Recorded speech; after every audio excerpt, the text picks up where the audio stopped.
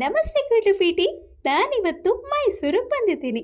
ಹೌದು, 2 months back ಒಂದು ಕಾಲ್ ಬರುತ್ತೆ. ಮೈಸೂರಲ್ಲಿ ಸರ್ಪ್ರೈಸ್ ಬರ್ಡೇ ಡೆಕೋರ್ ಬೇಕಂತ ಕೇಳಿ ಬುಕ್ಕಿಂಗ್ ಮಾಡ್ತಾರೆ.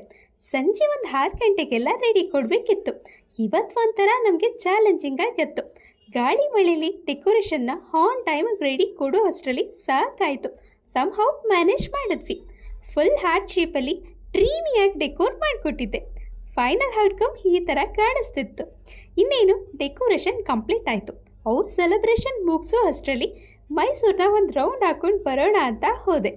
ನೀವು ಏನೇ ಹೇಳಿ, ನೈಟ್ ಟೈಮು ತುಂತುರು ಮಳೆಯಲ್ಲಿ ಬೈಕಲ್ಲಿ ಹೋಗ್ತಾ ಇದ್ರೆ, ಅದರಲ್ಲೂ ಮೈಸೂರಲ್ಲಿ ಹೆವೆನ್ ಅಂದ್ಕೊಳ್ಳಿ. ನನಗಂತೂ ಟೈಮ್ ಹೋಗಿದ್ದೇ ಗೊತ್ತಾಗಲಿಲ್ಲ. ಸೆಲೆಬ್ರೇಷನ್ ಎಲ್ಲ ಮುಗಿಸ್ಕೊಂಡು ಐಟಮ್ ಪ್ಯಾಕ್ ಮಾಡಿಕೊಂಡೆ. ಕಸ್ಟಮರ್ ಅಂತೂ ಸೂಪರ್ ಹ್ಯಾಪಿ. ಅವ್ರ ಫೀಡ್ಬ್ಯಾಕ್ ವಿಡಿಯೋನ ಅಪ್ಲೋಡ್ ಮಾಡಿದ್ದೀರಿ, ನನ್ನ ಪ್ರೊಫೈಲಲ್ಲಿದೆ, ಚೆಕ್ ಮಾಡಿ. ಗುಂಡ್ಲುಪೇಟೆಗೆ ಬರೋ ಅಷ್ಟರಲ್ಲಿ ಲೇಟ್ ನೈಟ್ ಆಗಿತ್ತು. ಮತ್ತೆ ಸಿಗೋಣ ನೆಕ್ಸ್ಟ್ ವಿಡಿಯೋಲಿ.